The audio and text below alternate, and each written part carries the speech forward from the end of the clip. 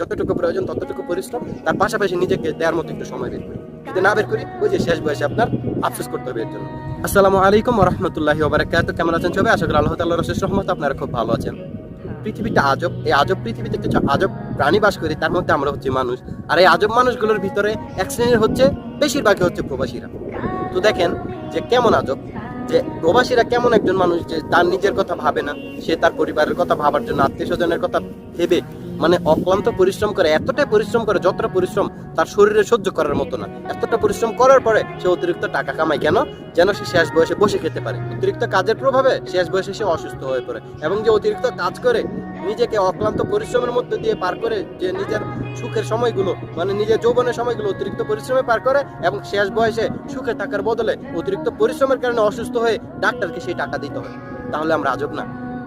যখন আমাদের এনজয় করার সময়, যখন আমাদের ভালোভাবে থাকা খাওয়ার সময়, সেই সময় আমরা টাকা ইনকাম করলাম এবং টাকা আমরা জমাইতেছি, এবং শেষ বয়সে খাওয়ার মতো পরিস্থিতি থাকে না, ডাক্তার বলে এটা খাবেন না, ওটা খাবেন না, হ্যান করবেন না, ত্যান করবেন না, অথচ আমরা সেই দিনের জন্য জমাই যেদিন আমরা খেতে পারবো না। অথচ এখন আমরা খেতে পারতেছি, এখন আমরা ঠিক মতো খাই না, এখন আমাদের সুখের সময়, এখন আমরা নিজেকে সুখ দিই না।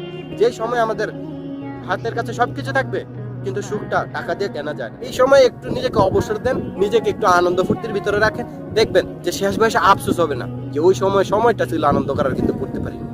শেষ বয়সে এসে আপনার আফসোস করতে হবে না যে কেন ওই সময় আমি নিজেকে এতটা ব্যস্ত রাখলাম, এতটা টাকার পেছনে ছুটলাম, কিন্তু নিজের জন্য সময় দিলাম না। ওই সময় বসে শেষ বয়সে আপনার এই বিষয়টা ভেবে আফসোস করতে হবে না। আশা করি আমার কথাগুলো বুঝতে পেরেছেন। অবশ্যই বিষয়টা পজিটিভলি নেবেন। রাতের বেলা একটু চিন্তা করে দেখবেন যে বিষয়টা আসলে ঠিক কিনা, যে আমরা যখন আমাদের শরীরে শক্তি থাকে অতিরিক্ত পরিশ্রম করে নিজেকে অসুস্থ করে ফেলি, শেষ বয়সে সুখে থাকার বদলে অতিরিক্ত পরিশ্রমের কারণে অসুস্থ হয়ে ডাক্তারকে সেই টাকা দিতে হয়। বলে যে তাহলে কি প্রয়োজন যে অতিরিক্ত পরিশ্রমের? যতটুকু প্রয়োজন ততটুকু পরিশ্রম, তার পাশাপাশি নিজেকে দেওয়ার মতো একটু সময় বের করি।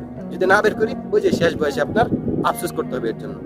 আশা করি আমার কথাগুলো বুঝতে পেরেছেন। অবশ্যই বিষয়টা পজিটিভলি নেবেন। রাতের বেলা একটু চিন্তা করে দেখবেন যে বিষয়টা আসলে ঠিক কিনা। তো এতক্ষণ পাশে থাকার জন্য অসংখ্য ধন্যবাদ। আসসালামু আলাইকুম ওয়া রাহমাতুল্লাহি ওয়া বারাকাতুহু। তোমার পাপী বান্দায় আমি কবুল করি।